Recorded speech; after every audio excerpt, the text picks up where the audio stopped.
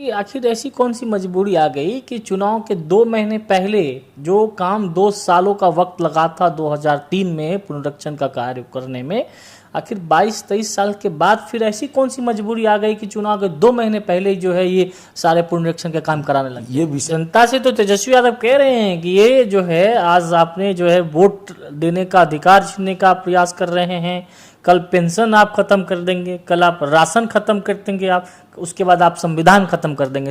करवट बदल लिया होगा तेजस्वी की तरफ, वो कह रहे हैं कि हम रोजगार देंगे, हम नौकरी देंगे, कलम बांट रहे हैं, आपकी सरकार हथियार बांट रही। भाई एनडीए मतलब नेशनल दामाद आयोग, जमाइयों के लिए सिर्फ ये एनडीए है।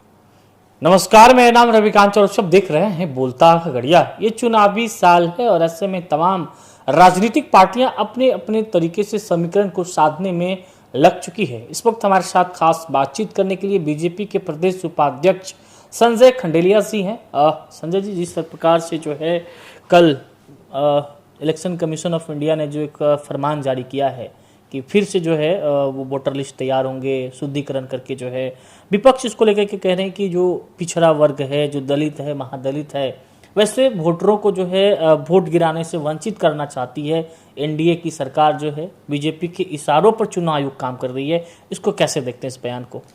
देखिए रविकांत जी, बहुत स्पष्ट है कि अब पूरे देश की आम और आवाम जो है, ये जो इनका प्रलाप होता है, ये जब ये क्यों नहीं कहते कि जिस स्टेट में जब ये कभी चुनाव जीतते हैं उस समय ये नहीं कहते कि इलेक्शन कमीशन जो है उसने गलत निर्णय दे दिया, हम लोगों को नहीं जीतना चाहिए था, हम लोग जीत गए। और जहाँ तक सवाल है कि ये जो मतदाता सूची का जो पुनरीक्षण और ये हो रहा है, ये सतत चलने वाली प्रक्रिया है। इनके पास अब कोई एजेंडा नहीं है, ये लोग थके हुए, हताश, निराश लोग हैं और इनके पास जब कोई एजेंडा नहीं है तो ये लोग जो संस्थागत चीज़ें हैं, अब इनका एकमात्र काम रह गया है उसको हानि पहुंचाना, उसको कटघरे में खड़ा करना। ये लोग अपने ऊपर से बिल्कुल विश्वास खो चुके हैं, इन लोगों को जनता ने नकार दिया है। ये लोग अपनी आगामी हार से ये लोग पूर्व, तो इनको अनुमान हो गया है कि हमारी बुरी तरह से पराजय होने वाली है, तो हर तरह की संस्था को, संस्थागत चीज़ों को कटघरे में करना ये इनका स्वभाव हो गया। ये कहने की आखिर ऐसी कौन सी मजबूरी आ गई कि चुनाव के 2 महीने पहले जो काम 2 सालों का वक्त लगा था 2003 में पुनरीक्षण का कार्य करने में, आखिर 22-23 साल के बाद फिर ऐसी कौन सी मजबूरी आ गई कि चुनाव के 2 महीने पहले ही जो है ये सारे पुनरीक्षण के काम कराने लगे? ये विषय जब भी कोई संस्था अपना काम करेगी, उस संस्था में उसके लिए, उस संस्था में उसके प्रधान बैठे हैं, वो लोग बैठे हैं, वो जब भी कोई निर्णय लेंगे तो इनको प्रश्न चिन्ह उठाना ही है। और ये एक सतत प्रक्रिया है और ये होना चाहिए। इसमें कहाँ क्यों किसी को एतराज होना चाहिए?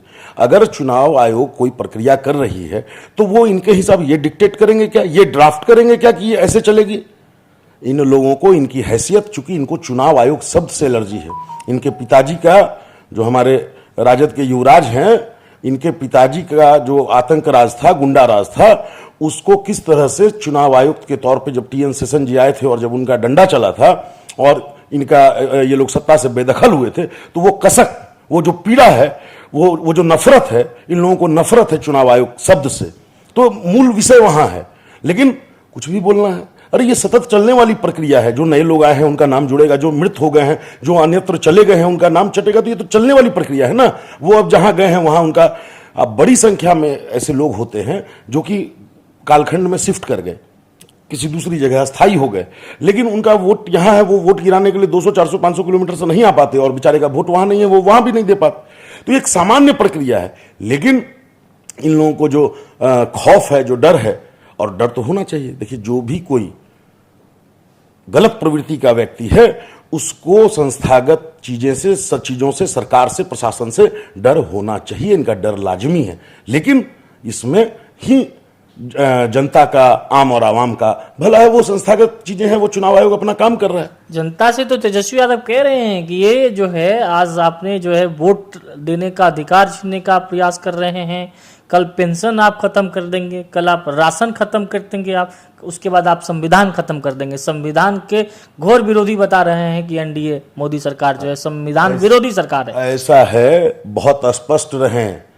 ये जो लालू जी के लाल हैं, नौमी फेल हैं, ये बहुत स्पष्ट रहें। इस देश में बाबा साहब डॉक्टर भीमराव अंबेडकर जी का संविधान चलेगा, उनके रचित संविधान, उनके द्वारा बनाए गए संविधान पे देश चलेगा। इनके इंदिरा गांधी जी के संविधान और लालू जी के संविधान से देश नहीं चलने वाला है। संविधान की व्याख्या कोई नौमा फेल करे, ये बहुत बड़ी हास्यास्पद बात है कि किसने, संविधान के निर्माता कौन थे और उसकी समीक्षा करने का कुत्सित प्रयास कौन कर रहा है। इनकी ना हैसियत है, ना औकात है कि डॉक्टर भीमराव अंबेडकर जी ने जो संविधान की परिकल्पना की और जो संविधान को स्थापित किया, उस पर समीक्षा करने की और उस पर चिंतन और मनन करने की ना इनकी हैसियत है, ना इनकी औकात है। लगातार तेजस्वी यादव छात्र जो है युवा संसद कर रहे हैं, युवा उनके साथ दिख रहे हैं। क्या लग रहा है कि इस बार एनडीए को जो है खामियाजा भुगतना पड़ेगा? युवा अगर यदि करवट बदल लिया अगर तेजस्वी की तरफ, वो कह रहे हैं कि हम रोजगार देंगे, हम नौकरी देंगे, कलम बांट रहे हैं, आपकी सरकार हथियार बांट रही। भाई देखिए, बड़ी हंसी आती है, और आप लोग तो मीडिया से जुड़े हैं, निश्चित तौर पे जो इस तरह की चीज़ें होती है वो आप लोगों के संज्ञान में होती है। कल युवा संसद के नाम पे जिस तरह से पटना में जो राजद पोषित तथाकथित गुंडे हैं, उन लोगों का जो नंगा नाच हुआ, जिस तरह से सरकारी संपत्ति को विध्वंस किया गया, वो परिचय है। ये राजद का परिचय है, राजद का यही परिचय है, उनकी यही संस्कृति है। उनको यही मिला है कि किस तरह से, कैसे अपने गुंडागर्दी का, किस तरह से अपने खौफ का प्रदर्शन करना है, और उसी का कल जमावड़ा था। और आप लोगों ने देखा होगा सारे मीडिया में किस तरह से वहाँ उनके जो राजद पोषित जो थे, वहाँ छात्र थे क्या, युवा थे क्या? युवा और छात्र जो हैं वो, उनको पता है कि कौन सी सरकार, कौन सा नेता हमारे लिए कुछ करेगा। हम तो आज भी हम वो इस तरह का एनडीए मतलब नेशनल दामाद आयोग, जमाइयों के लिए सीपीए एनडीए है। ऐसा है तो उससे पहले जब आप एक अंगुली किसी की तरफ उठाते हैं तो ध्यान रखना चाहिए कि 4 अंगुली आपकी तरफ उठती है। पिताजी राष्ट्रीय अध्यक्ष, अभूतपूर्व राष्ट्रीय अध्यक्ष, 13वीं बार बने हैं इस बार, पता है ना जी। तो 13वीं बार में हम लोगों के हिंदू के विधि विधान में क्या होता है, 13वीं हो जाती है।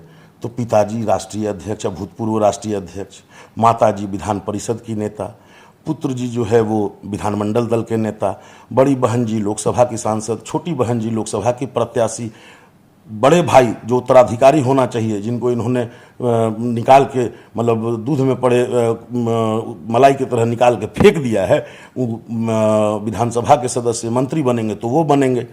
कहाँ, क्यों? अगर बहुत ये बात करते हैं इस पर बात करने के लिए कुछ, कोई नैतिकता, कोई लोक लज्जा एक शब्द होता है, लोक लज्जा कोई चीज होती है।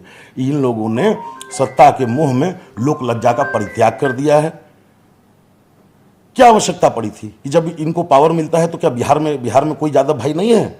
ये हरियाणा से इंपोर्ट करके लाते हैं संजय यादव जी को। तो मतलब कहने का मतलब ये साबित करना चाहते हैं कि बिहार के जो यादव भाई हैं वो किसी लायक नहीं हैं, और हरियाणा से इसके लिए इनको लेके आना पड़ा। ये सोचने की बात है। जो हमारे उस समाज के लोग हैं उनके लिए बड़ा विषय है कि आखिर क्या आवश्यकता पड़ी, क्या बिहार में लालू परिवार के सदस्यों के अलावा एक भी यादव ऐसा नहीं है परिपक्व मैच्योर पॉलिटिशियन जिसकी इतनी क्षमता हो कि उसको न लेकर इनको हरियाणा के रास्ते बिहार लाकर एक को भेजना पड़ा राज्यसभा में। सोचने वाली बात है। तो ये क्या बोलेंगे?